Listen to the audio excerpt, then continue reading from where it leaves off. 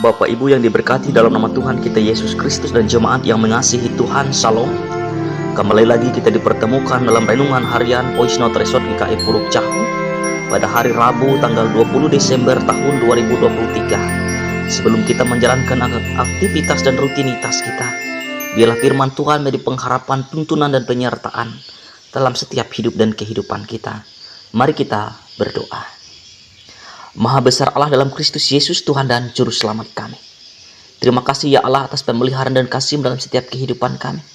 Sehingga pada hari ini Tuhan, kami akan melangkah dengan iman dan kepercayaan kami dalam aktivitas dan rutinitas kami, melewati kuasa dan firman-Mu. Sebelum kami membuka, membaca dan merenungkan ya Allah, berikan kami pewahyuan Roh Kudus, hikmat dan kebijaksanaan, agar firman Tuhan yang akan kami renungkan bersama-sama menjadi suatu landasan kepercayaan dan keyakinan kami yang hidup dalam ketaatan Tuhan. Dalam nama Tuhan Yesus, Sang Firman yang hidup, kami berdoa. Amin.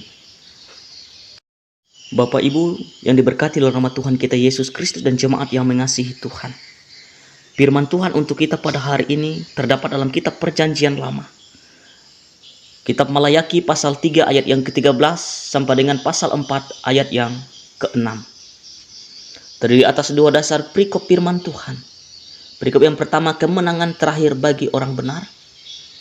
Dan perikop yang kedua, hari Tuhan. Ayat yang ke-13. Bicaramu kurang ajar tentang aku, firman Tuhan. Tetapi kamu berkata, apakah kami bicarakan di antara kami tentang engkau? Kamu berkata, adalah sia-sia beribadah kepada Allah. Apakah untungnya kita memelihara apa yang harus dilakukan terhadapnya dan berjalan dengan pakaian berkabung di hadapan Tuhan semesta alam?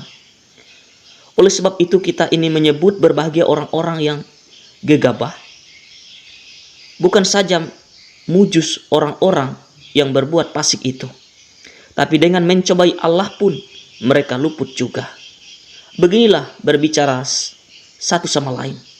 Orang-orang yang takut akan Tuhan, Tuhan memperhatikan dan mendengarnya. Sebuah kitab peringatan ditulis di hadapannya bagi orang-orang yang takut akan Tuhan dan bagi orang-orang yang menghormati namanya. Mereka akan menjadi milik kesayangan sendiri, firman Tuhan semesta alam. Pada hari yang kusiapkan, aku akan mengasihani mereka sama seperti seseorang yang menyayangi anaknya yang melayani dia.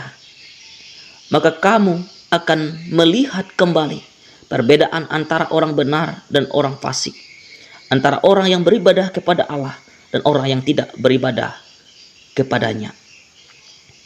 Bahwa sesungguhnya hari itu datang menyala seperti perapian, maka semua orang gegabah dan setiap orang yang berbuat fasik menjadi seperti jerami dan akan terbakar oleh hari yang datang itu.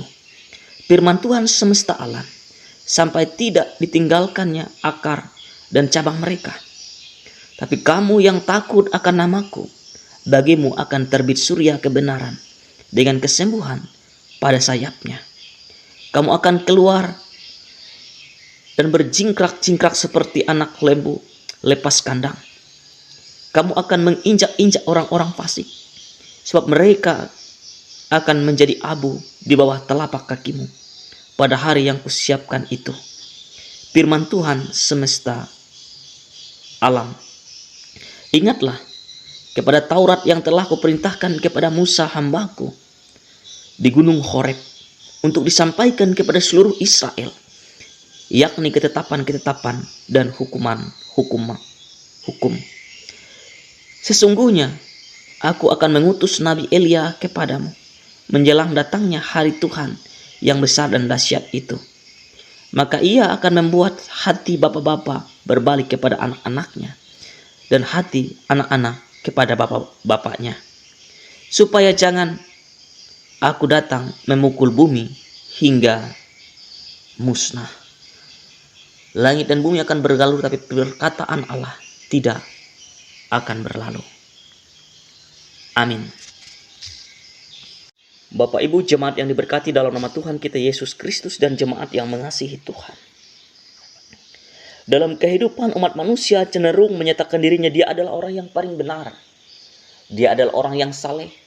Dia adalah orang yang jujur, orang yang baik, orang yang setia, orang yang taat kepada Tuhan.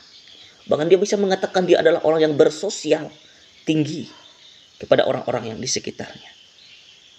Namun pada hari ini kontras sekali bahwa terjadi sesuatu kekacauan yang terjadi antara orang Yahuda maupun dengan Allah.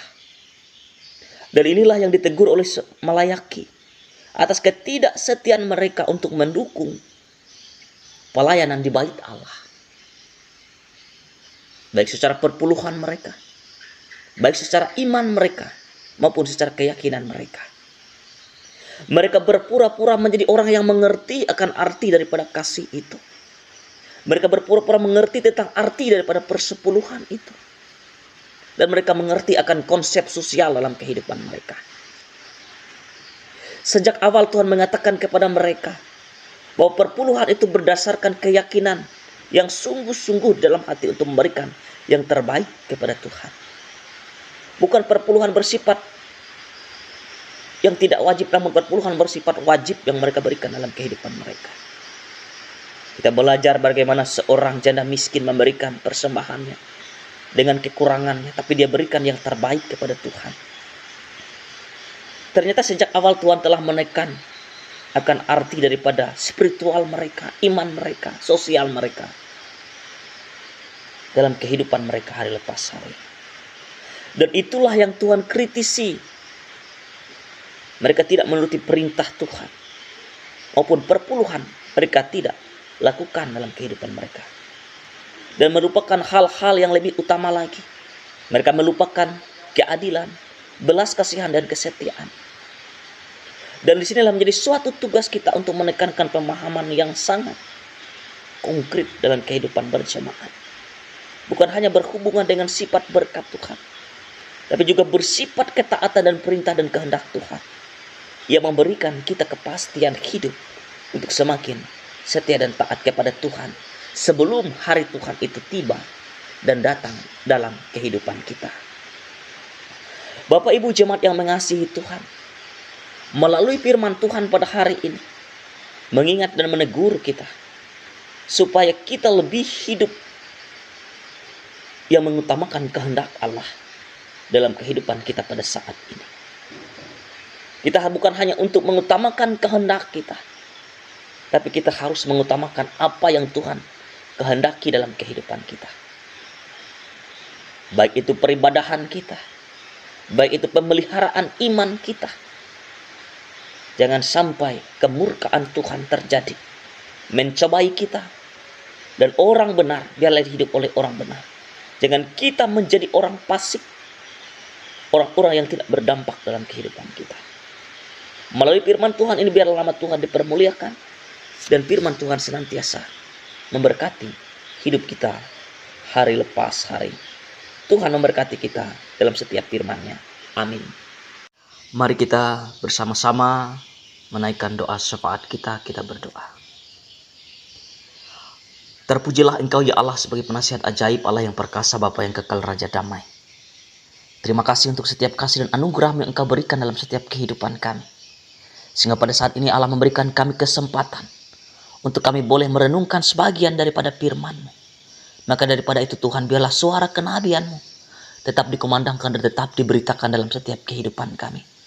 Dan untuk seluruh pendengar dimanapun berada yang boleh mendengarkan firman-Mu pada hari ini, diberkati oleh Tuhan, tambahkan berkat sukacita-Mu dalam kehidupan mereka hari lepas hari.